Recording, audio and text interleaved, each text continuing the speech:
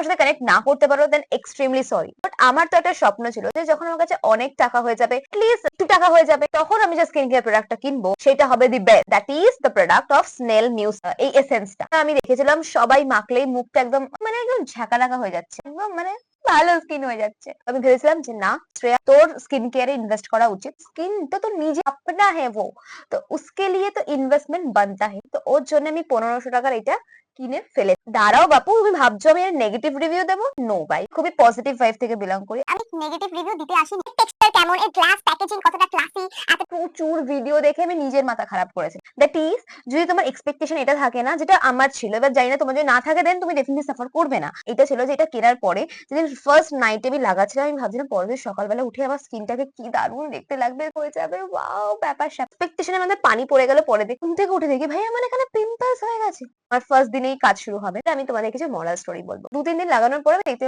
Acne হয়ে যাচ্ছে। আমি গেলাম ডাক্তারের কাছে, এই ডাক্তার আমার স্কিন ঠিক করে দাও, ফাঙ্গাল একনি হচ্ছে। আমি ওনাকে আর বলিনি, বুঝলে তো, কারণ আমার বাবার সাথে ছিল। বাবা যদি জানতে পারে যে আমি এইসব করছি, এত দামি স্কিন কেয়ার কিনে ইনভেস্ট করে তাতে টাকা নষ্ট করেছি, আবার ডাক্তার দেখাতে টাকা নষ্ট করেছি, আমার বাবা মাকে বলিনি যে কি থেকে হতে পারে, বলছে থেকে ড্যান্ড্রফ থেকে হতে পারে, টুলস বা মেকআপ ভালো করে তোলে হতে পারে। তো যে বেকারি শক করতে, বিকজ আমি না খুব গ্রিন ফরেস্ট, তো আমি কাউকে খুব একটা শক করি ভালো, আমি হজ করছি।